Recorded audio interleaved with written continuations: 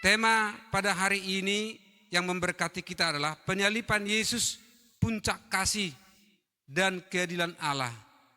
Salib itu puncak kasih dan keadilan Allah terhadap dunia ini. Bagaimana caranya itu terjadi? Mari kita dengarkan firman Tuhan. Tolong konsentrasi, handphonenya di off-kan ya. Karena pasti ada pesan Tuhan yang memberkati saudara, memberi kekuatan kepada saudara, kini dan ke depan. Kita baca Roma 5 ayat 6 sampai dengan yang ke-7. Roma 5 ayat 6 sampai dengan yang ke-7. Kita sama-sama membaca 1, 2, 3. Karena waktu kita masih lemah, Kristus telah mati untuk kita orang-orang durhaka pada waktu yang ditentukan oleh Allah. Sebab tidak mudah seorang mau mati untuk orang yang benar, tetapi mungkin untuk orang yang baik ada orang yang berani mati. Ya, sambil kita awasi anak-anak kita. Firman Tuhan menegaskan kepada kita pada hari ini, Yesus mati waktu waktu manusia lemah dan waktu manusia durhaka. Bayangkan, sewaktu manusia melawan Allah, maka disitulah kasih Tuhan itu turun ke bumi ini. Anaknya yang tunggal diturunkan ke bumi ini, sewaktu manusia itu melawan Allah. Kenapa dikatakan waktu Yesus itu mati waktu manusia masih lemah? Artinya manusia tidak bisa menyelamatkan dirinya sendiri. Jangankan keselamatan kekekalan, ya. Kita menghadapi badai ini juga belum tentu bisa kita selamatkan, apalagi keselamatan sampai kepada kekekalan. Sampai ke surga. Bagaimana mungkin kalau kekuatan kita sendiri? Di saat kita lemah, di saat manusia durhaka melawan Allah, disitulah Yesus turun. Saya pelajari apa artinya ini firman Tuhan ini. Di saat manusia lemah, di saat manusia durhaka melawan Allah, apa artinya itu? Lalu saya pelajari kondisi balik. Ketika Yesus datang ke bumi ini, kita pelajari bersama bisa. Bagaimana kondisi dunia waktu itu? Bagaimana kondisi kerohanian? Waktu itu sangat lemah, di titik yang lemah bahkan minus. Ya, itu sebabnya firman Tuhan mengatakan di saat manusia lemah, di situ Yesus datang.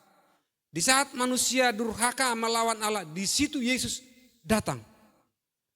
Kan nggak ada orang di muka bumi ini ketika bertempur, berperang, lawan melawan, lalu merangkul dengan kawan.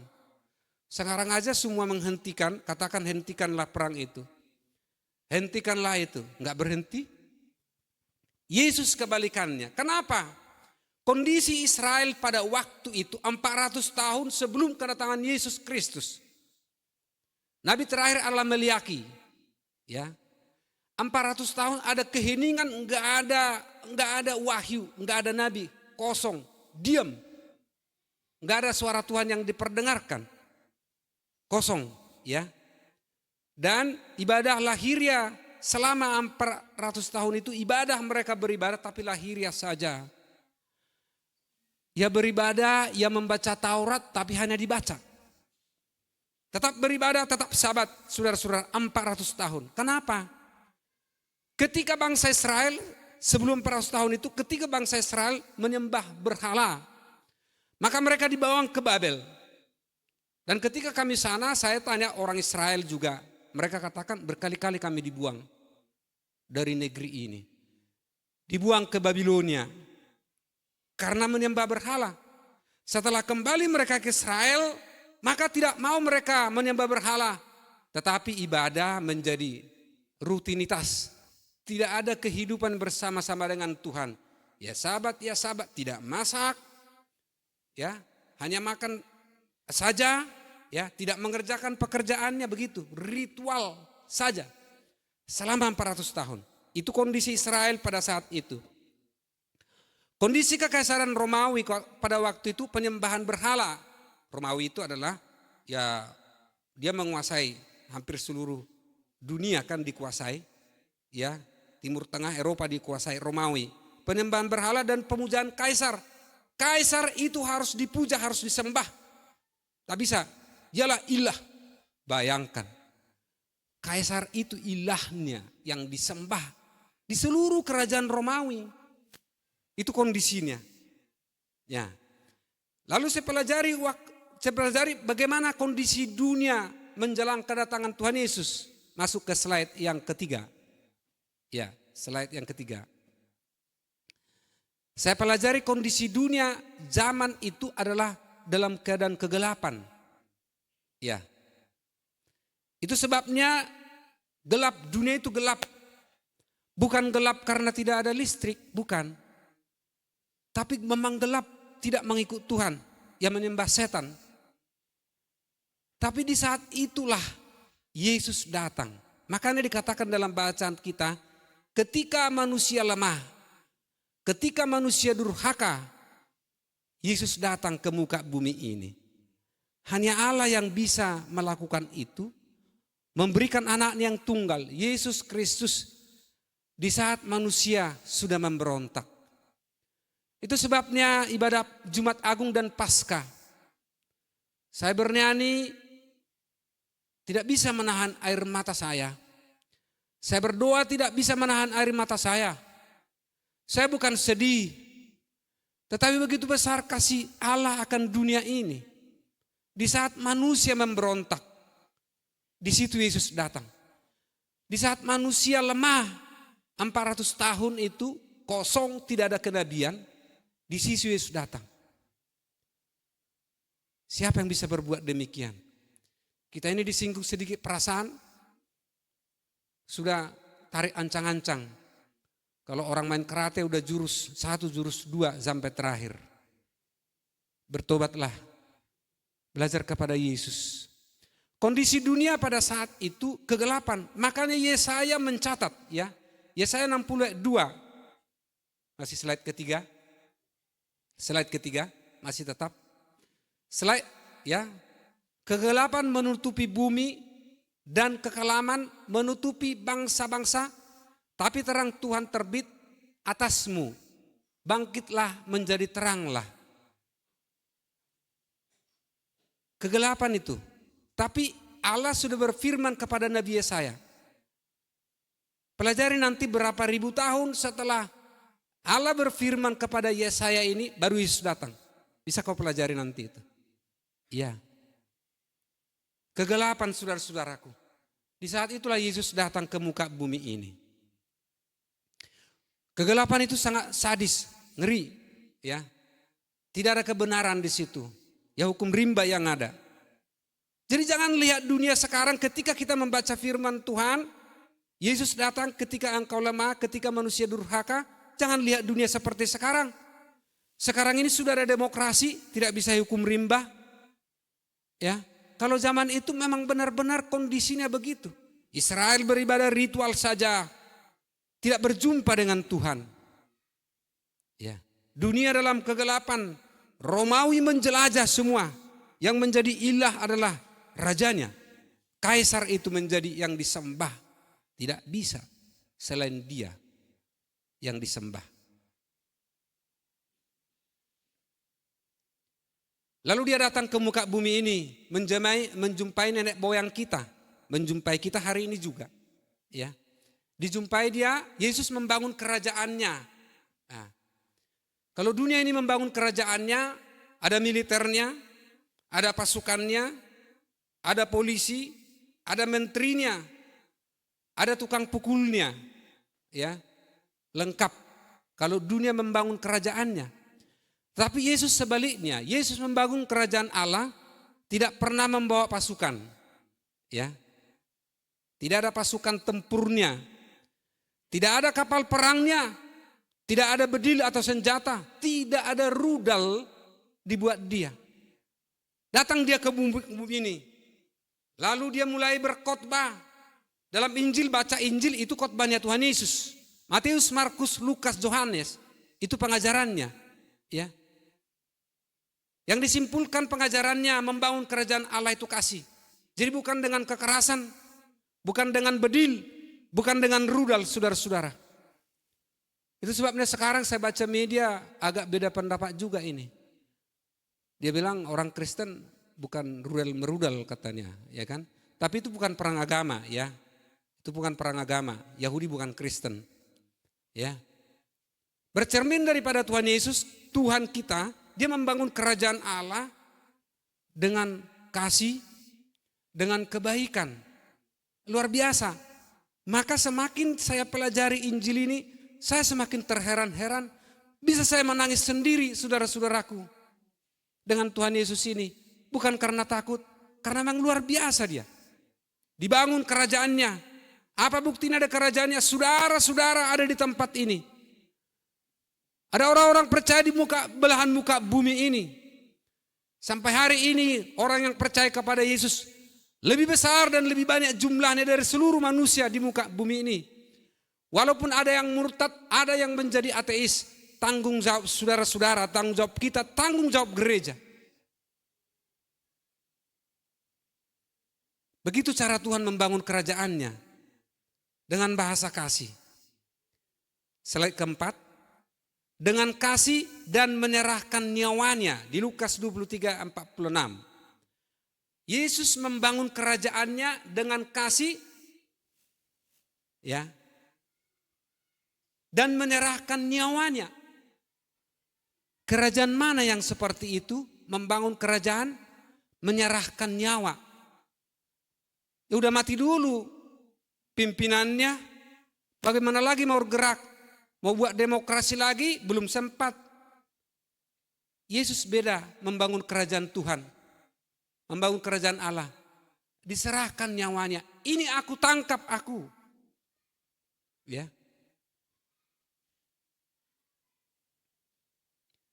Proses penyalipannya sedikit kita singgung. Dan hubungannya dengan membangun kerajaan Allah. Sehingga kita menjadi ada percaya kepada Yesus. Yang pertama, sudah dinubuatkan pada para nabi sekitar ada nubuatan para nabi sekitar 200 nubuatan lebih tentang Yesus akan datang ke muka bumi ini. Jadi sudah dinubuatkan dia akan datang, bukan tiba-tiba. Dan Yesus 3 kali memberitakan kematiannya kepada murid-muridnya, 3 kali disampaikan. Bahwa aku akan menghadapi penyiksaan, aku akan ditangkap, aku akan disalibkan.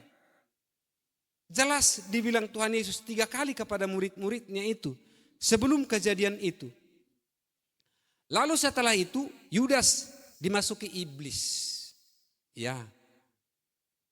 Yudas dimasuki iblis, pintu masuknya adalah uang. Diberikan uang, lalu tergiur dia.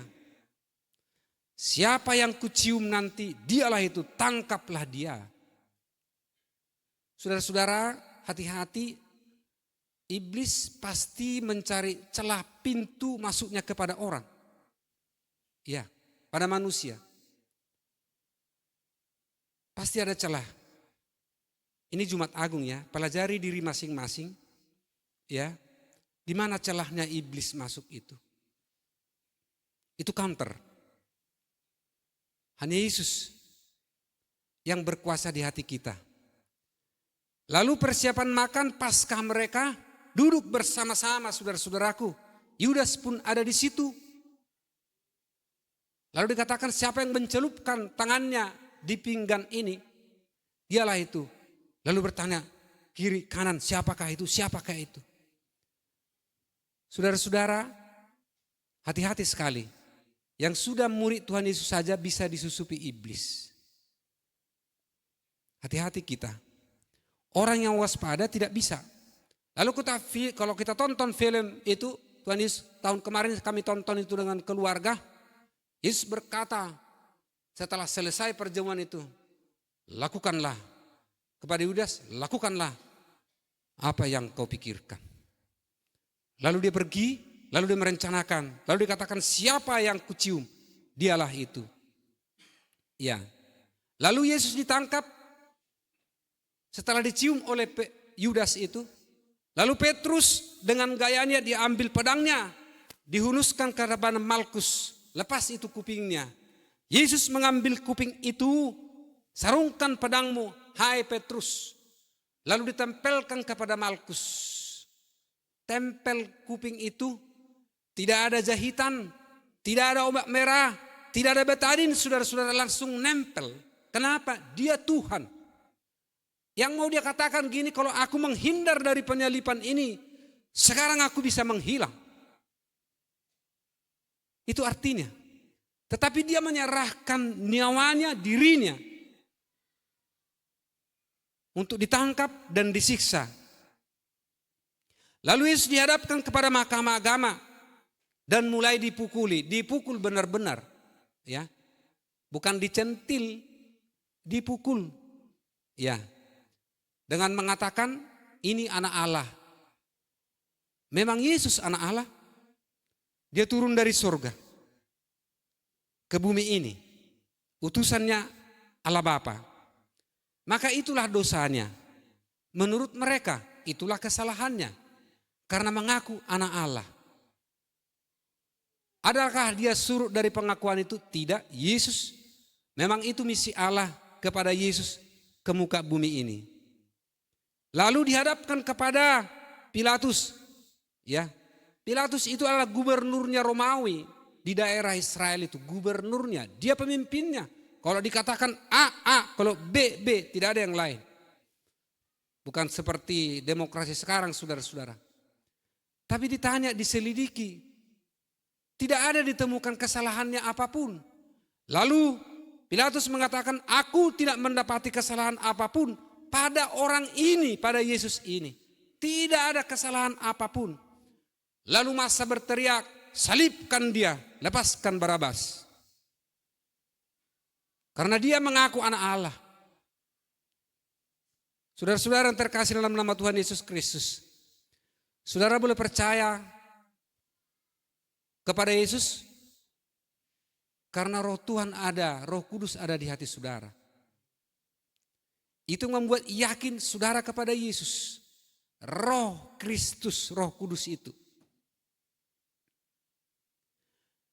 Ya, begitu prosesi penyalipannya. Judul firman Tuhan hari ini, Yesus salib adalah puncak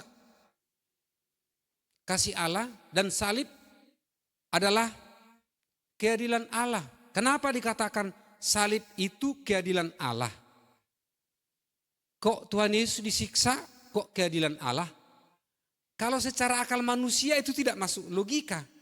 Orang disiksa kok keadilan Allah? Yesus mati kok keadilan Allah? Tapi itulah keadilan Allah. Kenapa? Karena sekali Allah berkata kepada Adam, upah dosa adalah mati dan maut. Upah dosa adalah maut. Sekali Allah berfirman, maka tak ada yang menggeser itu apapun. Harus maut. Adam berdosa harus maut. Turun-temurun dosa itu saudara-saudara. Karena dia manusia yang pertama. Ya. Karena dia manusia pertama. Lalu kalau dihukum semua manusia, enggak ada yang masuk surga. Siapalah? Kalau bukan kasih karunia Tuhan Yesus, maka dia datang dibuat sebagai tumbalnya, ya. Upah dosa adalah maut dan kematian, Yesus harus mati di situ. Simpelnya begitu. Dan memang begitu. Tidak ada pengertian lain. Sehingga keadilan Allah itu berjalan. Yesuslah sebagai tumbalnya. Yesuslah yang mati. Yesuslah yang menanggung dosa itu di kayu salib itu. Kalau ada orang mengatakan yang disalibkan itu yang diganti. Yang disalibkan itu bukan Yesus. Injil mana yang dibaca? Ada saksinya itu? Jutaan orang saksinya. Ada muridnya di situ. Ada bukti sejarah sampai sekarang.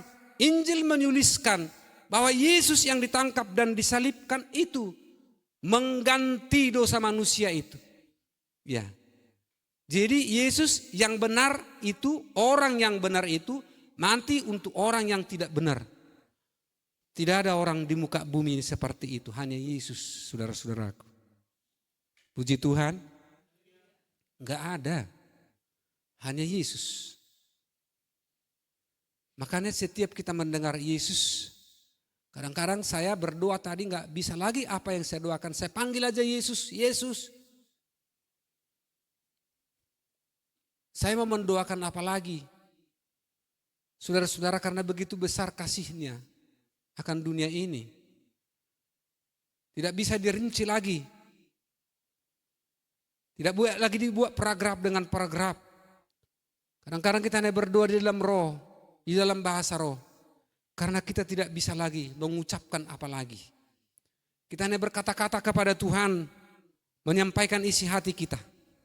Dan roh itu menyelidiki apa sesungguhnya yang kita sampaikan kepada Dia. Itu sebabnya salib itu adalah pengganti. Di situ digantikan. Seperti Well tadi bilang begitu. Dituliskan dalam Yesaya 53, 4-5. Sesungguhnya penyakit kita yang ditanggungnya di salib itu. Ya. Penyakit kita yang ditanggungnya. Kesengsaraan kita yang dipikulnya. Kenapa sengsara? Lihat 400 tahun sebelum Yesus datang, dunia ini gelap. Ya. Ritual menyembah berhala semua. Adapun Israel hanya ibadah ritual saja, tidak berjumpa dengan Tuhan. Ritual saja. Sengsara kan? Kesengsaraannya sampai ke neraka. Jadi jangan anggap kesengsaraan di sini hanya kesengsaraan ekonomi, itu kecil saudara-saudara. Masalah ekonomi kecil saudara-saudara. Kita yang membesar-besarkan itu. Bukan itu persoalan utama di hidup ini. Ya. Kesengsaraan kita. Harusnya manusia masuk neraka. Tetapi masuk surga. Ini yang sukacita kita mengikut Tuhan. Bahwa kita masuk kepada kekekalan. Nanti akan kita lanjutkan seminar tentang itu. Kedatangan Tuhan Yesus yang kedua. Perang Gog dan Magog. Ya. Kesusahan 7 tahun itu. Kemudian kerajaan 1000 tahun. Tahta putih. Pengadilan. Dan buku kitab kehidupan. Sorga dan neraka. Siapa yang masuk sorga dan neraka? Menurut firman Tuhan. Kita lanjutkan seminar kedua. Dan snacknya udah disiapkan. Haleluya. Penting diajarkan karena seminar ini satu paket dengan Jumat Agung dan Paskah. Ini satu paket. Saudara-saudara. Dia tertikam oleh karena pemberontakan kita. Dia diremukkan oleh karena kejahatan kita. Oleh bilur-bilurnya kita sembuh. Saya amenkan ini. Saudara-saudara, penyakit manusia yang paling susah adalah penyakit yang tidak diketahui. Kalau penyakitnya kolesterol tinggi, tinggal gampang cek gitu kolesterolmu naik, pola makanmu rubah. Kalau dia darah tinggi, ini kurangi bisa. Atau dia menjadi, katakanlah dia tabrakan, manusia tabrakan. Gampang mengobatinya, dokter ada. Ya. Obatinya tetap. Tapi ada penyakit yang tidak bisa diketahui siapapun, Tuhan, saudara-saudara. Penyakit kejiwaan. Bagaimana mengetahui? Mungkin banyak manusia di muka bumi ini. Mudah-mudahan tidak ada di antara kita. Haleluya. Penyakit jiwa, ya. Stres, saudara-saudara. Itu bagaimana mendeteksi itu? Kalau pergi ke psikologi, dia ada tataran yang disebutkan. Satu kali ada satu orang konsultasi kepada psikolog yang ternama. Orang ini sedang stres. Apa yang saya lakukan, Pak? Dia bilang. Aku sedang begini, stres aku, dia bilang. Lalu psikolog ini lakukan ini. Dan sekali kamu nonton apa namanya yang lelucon itu. Iya, komedi gitu. Pergilah ke situ. Jangan terlalu serius katanya. Pergi supaya jiwamu terhibur. Apa dikatakan orang sakit itu? Akulah komedian itu. Ketika aku menghibur orang, orang banyak ketawa. Tapi pulang aku dari situ, aku stres, dia bilang. Apa artinya? Psikologi terbatas, saudara-saudaraku. Ketika dikatakan oleh bilur-bilurnya kamu sembuh. Saudara-saudara, itu luar biasa. Penyakit yang tidak terdeteksi dalam hidup kita. Kejiwaan, ya, yang gampang marah misalnya, yang gampang stres, saudara-saudara, ketika kita bergaul dengan Tuhan, ketika kita bergaul dengan firman Tuhan, ketika kita dengar dengan Tuhan, saudara-saudara, hanya itu yang bisa menyembuhkan. Aku tidak bisa mengkhotbahkan ini kalau saya tidak alami, saudara-saudara. Ya, hanya bilur Yesus, hanya persekutuan kita, hanya jamahan Tuhan yang bisa menyembuhkan itu. Sehingga saudara-saudara akan melihat orang-orang yang mengikut Tuhan itu, yang sangat intim dengan Tuhan, 24 jam setelah tidur, dia akan tetap enjoy. Dia akan tetap senang. Walau ada apapun yang terjadi, saudara-saudara, dia akan tetap tenang. Saya sebagai gembala sidang di tempat ini, ya, saya berdoa untuk itu dan untuk saudara-saudara, karena manusia akan mendengarkan berita-berita yang mengagetkan, tanpa kecuali berita yang tiba-tiba. Tapi standar Injil, standar Yesus, ketika kita, saudara, mendengarkan itu, saudara akan terlebih dahulu datang kepada Tuhan. Jiwamu tenang. Itu sebabnya oleh bilur-bilurnya kita sembuh. Ada penyakit-penyakit yang tidak terdeteksi, saudara-saudara. Hari-hari dan ke depan, di masa-masa yang akan datang, hanya oleh Yesus Kristus itu disembuhkan. Haleluya. Itu doa saya tadi di tempat ini, mengingat firman ini. Sampai saya menangis, banyak tisu yang menghapus air mata saya. Tuhan, sembuhkan kami semua dari segala penyakit yang tidak terdeteksi, penyakit jasmani dan rohani. Dan Yesus berkata, ya, aku penyembuh. Saudara-saudara, ini Jumat Agung. Deteksi dirimu, deteksi pribadimu. Dialah penyembuh. Yesuslah penyembuh itu. Lalu apa perkataan, aplikasi perkataan Yesus di kayu salib itu? Seperti yang disampaikan anak-anak muda tadi. Ada 7 perkataan Yesus. Saya sampaikan 3 di sini. Ya Bapa, ampunilah mereka sebab mereka tidak tahu apa yang mereka perbuat. Di saat Yesus disiksa, di saat Yesus berdarah-darah, mahkota duri, di saat Yesus dipukul dan ditancapkan di kayu salib itu, perkataan pertama yang dikatakan Yesus, ampunilah mereka sebab mereka tidak tahu apa yang diperbuatnya. Jadi kalau ada orang Kristen namanya pengikut Kristus yang dendamnya dari sehari ke sehari bertahun-tahun, saya ragukan dia bukan pengikut Kristus. Karena setan mengajarkan pendendaman, dendam.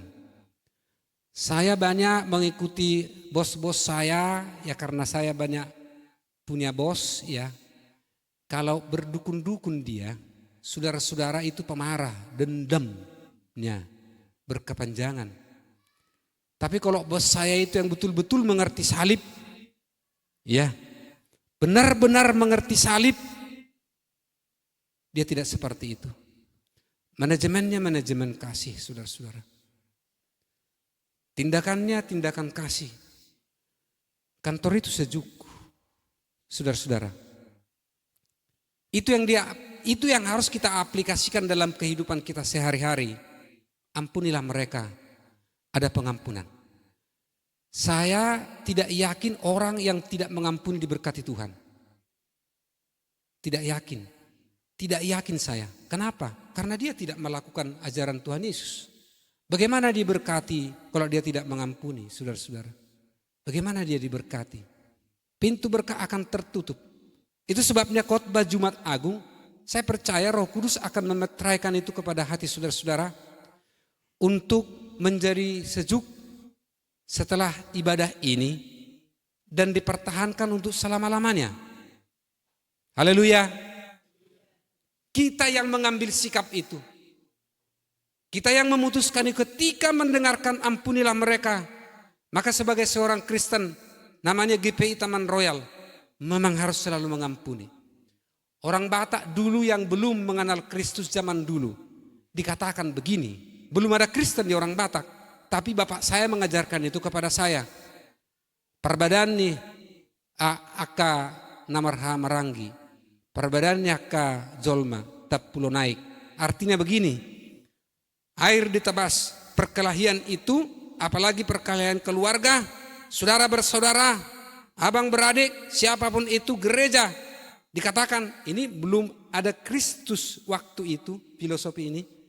Ditebas air, pisahkah air itu? Enggak pisah, langsung gabung kan.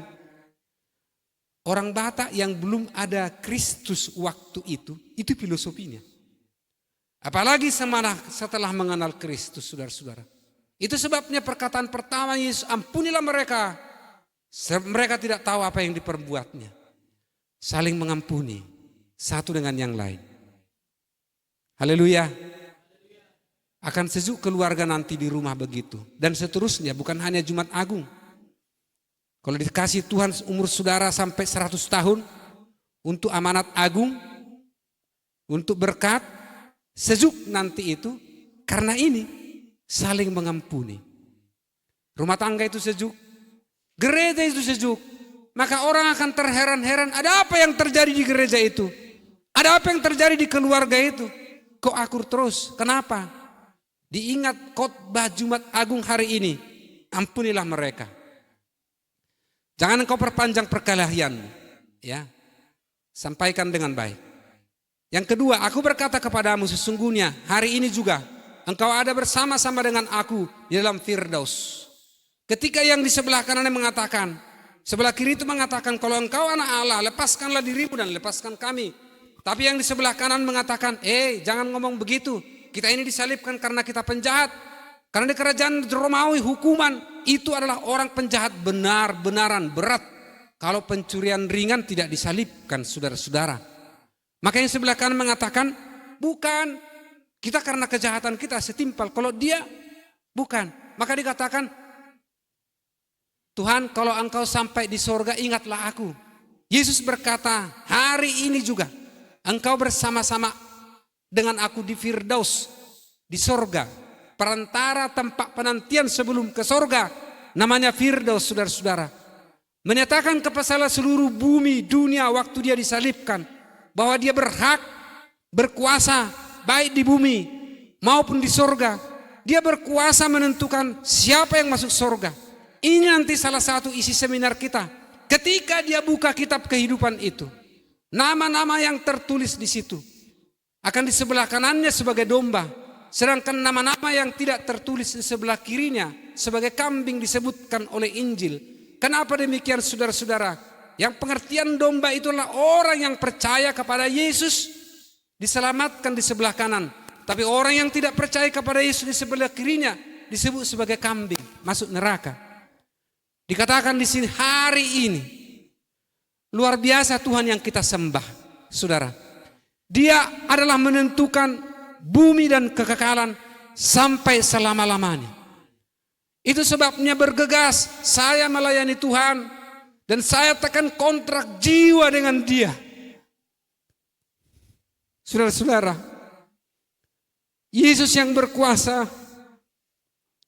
baik di bumi baik di sorga sampai dengan kekekalan. Ada tahta putih, ada kursi di situ. Nanti pada akhirnya Yesus yang duduk di situ membuka kitab kehidupan itu. Orang-orang yang sudah percaya sudah diangkat sebelumnya, berjumpa di udara sebelum terjadi 7 masa itu.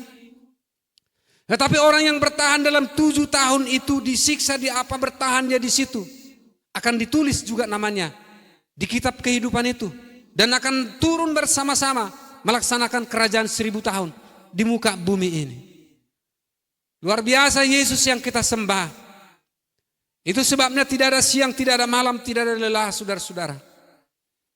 Mari kita datang kepada Tuhan. Dan yang ketiga dikatakan sudah selesai. Artinya Yesus bekerja tuntas. Tuntasnya apa? Dikerjakan apa sampai tuntasnya? Menyerahkan nyawanya. Mati dan sampai mati di kayu salib. Dikuburkan. Tuntas. Sudah selesai. Ada namanya nilai ketuntasan. Kalau Yesus yang kita sembah ada ketuntasannya, maka kita juga bekerja harus tuntas. Kita melayani tuntas. Kita berusaha berbisnis tuntas. Kita melayani, kita harus tuntas. Tas, tuntas. Yesus begitu. Dia memberi kekuatan kepada saudara-saudara. Dia memberi kekuatan kepada yang lemah. Ya. Memberi penghiburan kepada yang susah. Dari dialah kekuatan itu kepada kita, kepada gereja ini. Sehingga bisa bekerja dengan tuntas. Bukan kuat, bukan gagah. Tapi Rohku, kata Tuhan.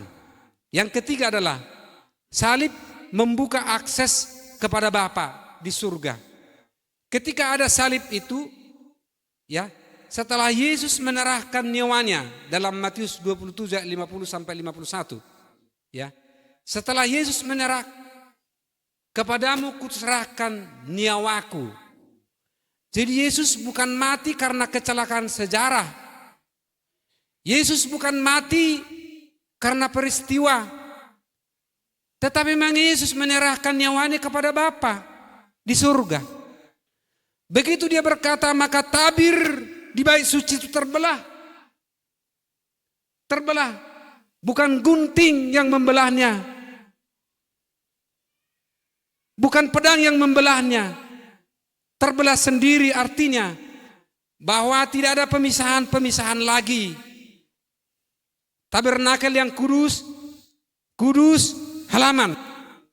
Ya, tapi Yesus membuktikan ketika Yesus telah disalibkan, aksesmu kepada Bapa di surga. Ketika engkau mengatakan, ya Aba, ya Bapa, ini aku anakmu. Aksesmu sampai ke surga, sampai kepada Allah Bapa. Terbelah tabir itu, saudara-saudara. Luar biasa. Itu sebabnya salib membuka akses kepada Bapa di surga. Hanya Yesuslah jalan itu dan kebenaran itu. Tidak ada yang sampai kepada Bapa kalau tidak melalui aku, kata Yesus. Camkan buat itu di statusmu. Yesus berkata, akulah jalan, kebenaran, dan kehidupan. Tiada yang sampai kepada Bapa kalau tidak melalui aku. Akulah kebangkitan dan kehidupan. Barang siapa yang percaya kepada aku, dia akan tetap hidup walaupun dia mati. Walaupun orang-orang percaya itu mati, dia hidup, dihidupkan nanti terlebih dahulu. Baru orang-orang yang hidup ini diangkat bertemu dengan dia di udara. Saudara-saudara, dia akan hidup walaupun dia mati. Hanya Yesus yang berkata demikian, karena dia berkuasa baik di bumi maupun di surga. Apa yang menjadi introspeksi kita di Jumat Agung ini? Ini yang menjadi penting bagi kita aplikasi. Sejauh manapun pesawat terbang, kalau tidak bisa mendarat, itu namanya bahaya. Ya, sekarang mendarat kepada kita. Introspeksi di Jumat Agung. Materi atau slide yang ke-9 dan ini mau ditutup, ya. Slide yang ke-9. Introspeksi saya masing-masing kita begini. Apakah kita sudah mengasihi Yesus maksimal? Hanya engkau dengan Tuhan yang tahu itu. Saya sebagai gembala membaca tanda-tanda. Hanya saya dengan Tuhan, hanya saudara. Ya. Ketika aku bergumul supaya setelah habis operasi waktu itu, anak-anak saya, cucu saya diberkati Tuhan, gereja diberkati Tuhan, ya. Rema yang saya terima, rumusnya sederhana. Ingat Tuhan. Itu aja jawabannya. Ingat Yesus. Ini dahsyat saudara-saudara. Ketika kita mengingat Yesus, itu dahsyat. Kekuatan yang berlimpah-limpah akan masuk dalam hidupmu. Ketika engkau susah, dibanting-banting persoalan, dibanting-banting ekonomi. Ketika engkau ingat Yesus, mengingatnya saja dengan iman. Ada kekuatan yang mengalir saudara-saudara di dalam hidupmu. Itu bukan dari jiwamu, tapi itu pemberian Tuhan. Makanya Tuhan mengatakan, damai sejahtera aku kuberikan kepadamu. Damai sejahtera aku kutinggalkan kepadamu. Apakah kita sudah mengasihi Yesus maksimal? Ya. Apakah, nomor 2, apakah yang menjadi penghalang doamu? Apakah yang menjadi penghalang doa saya? Apakah yang menjadi penghalang keintiman kita dengan Yesus? Mungkin ada kebiasaan saudara-saudara. Menurut kita itu biasa-biasa, nggak masalah. Itu penghalang doa. Ya. Mungkin ada perilaku, ya. Itu menjadi karakter. Kebiasaan yang tidak baik, ya, menjadi perilaku, menjadi karakter saudara-saudara. Misalnya begini, kebiasaan-kebiasaan yang terjadi kalau bertemu mengomongin orang lain, bukan mengomongi firman. Ya. Lalu kalau bertemu mengomongin kesalahan orang lain, tidak firman, tidak kemajuan. Kalau saudara bertemu bicara bisnis, baik. Saya kalau bicara dengan anak-anak muda, saya bicara dengan entrepreneur. Supaya mereka menjadi orang-orang hebat di profesinya, dipakai Tuhan. Ya, itu hebat. Tetapi kalau udah bicara menerawang kesalahan-kesalahan, ya, sampai kesalahan-kesalahan kekurangan gembalaan di terawang saudara-saudara. Itu bahaya. Itu menjadi kebiasaan, menjadi perilaku, menjadi karakter. Itu penghalang doa. Terhalang doamu saudara-saudara. Ingat ini Jumat Agung. Semua dibuka Tuhan. Yang ketiga, apakah kita sudah menyaksikan nama, kasih, dan kuasa Yesus? Mungkin saudara-saudara tidak pandai berkata-kata tentang nama, kasih, dan kuasa Yesus. Setidaknya engkau bersaksi dengan perilakumu.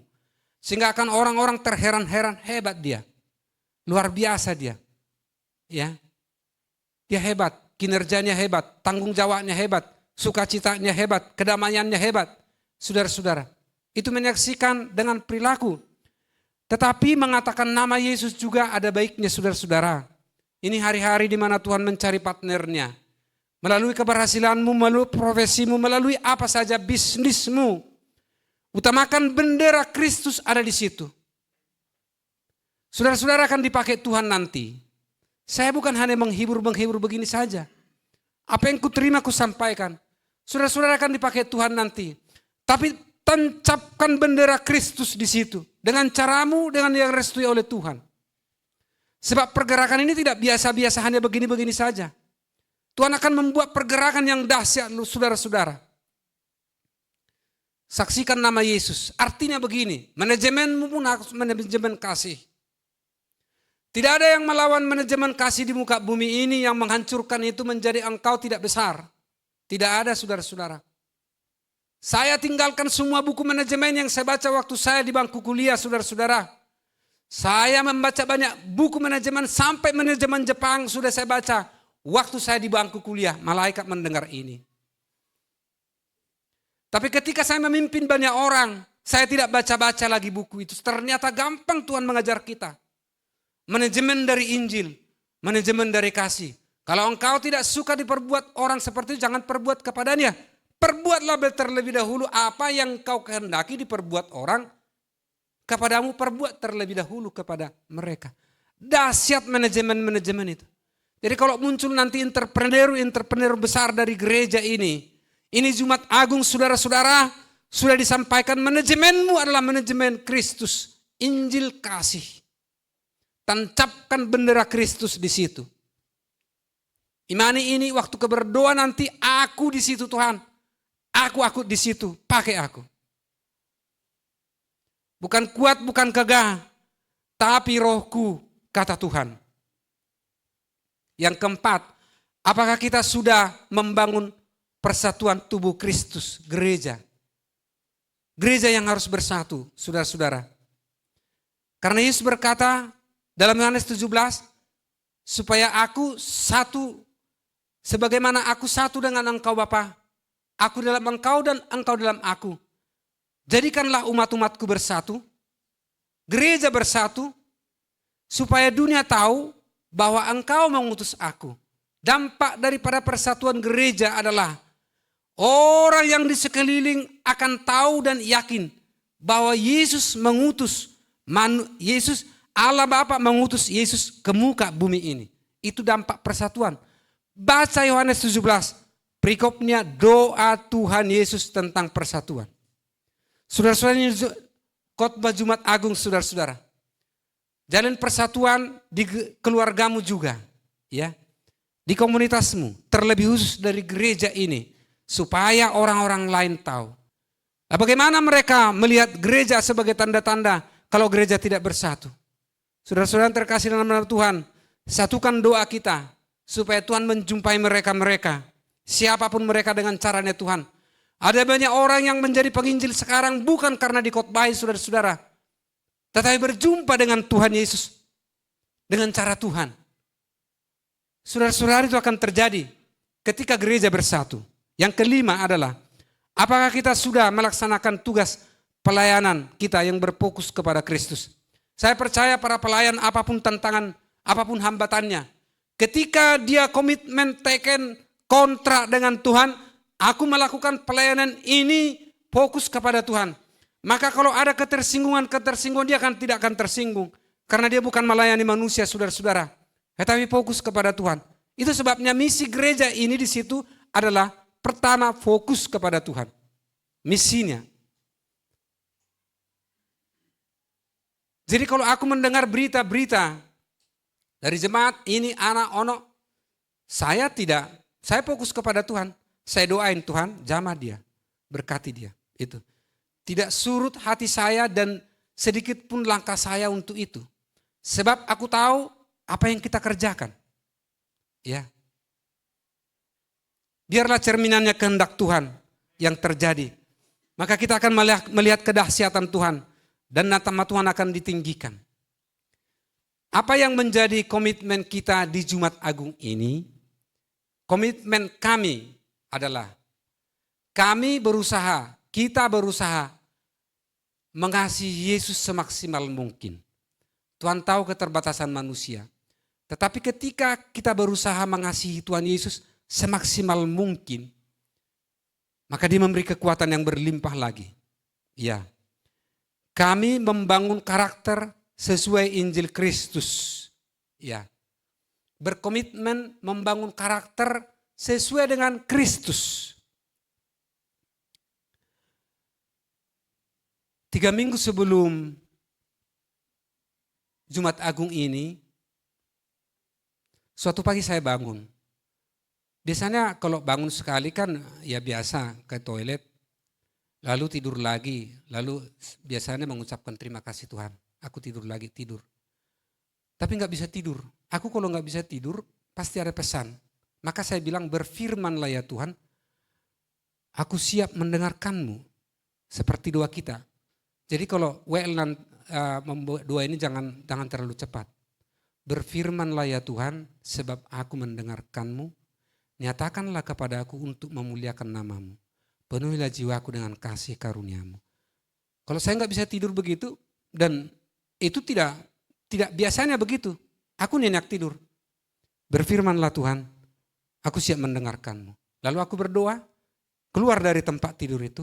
Lalu berdoa, mungkin dengarkan khotbah. Lalu rema yang saya terima adalah kesabaran. Satu kata, kesabaran. Lalu saya renungkan, kesabaran itu buah dari Roh Kudus. Kalau tidak ada kesabaran, semua akan buyar. Ini nanti berjalan pulang dari sini, bayangkan itu besok kata kesabaran ini. Kalau tidak ada kesabaran, semua akan buyar. Buyar. Engkau punya kasih, engkau berbagi, tidak ada kesabaran, buyar juga. Engkau sukacita, kasih sukacita, lagi senang-senangnya. Tapi disenggol sedikit, buyar, marah itu. Kenapa? Tidak ada kesabaran. Setelah saya renungkan selama 3 minggu ini, memang benar. Jadi semua hidup ini diikat oleh satu kata, kesabaran sebagai buah Roh Kudus.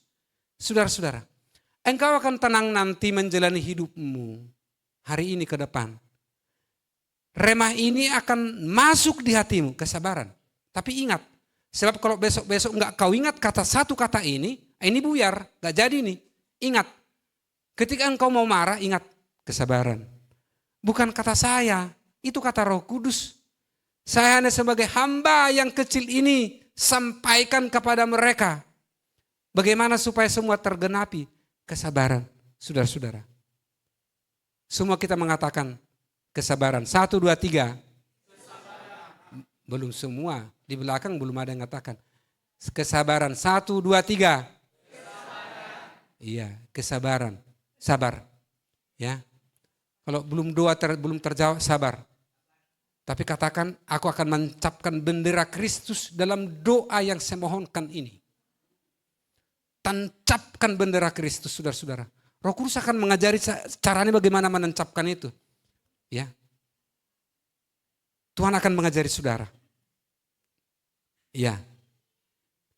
Kami bertekad menyaksikan nama, kasih, dan kuasa Yesus. Kita miliki tekad itu. Yang keempat, kami bertekad membangun persatuan tubuh Kristus. Kita miliki tekad ini.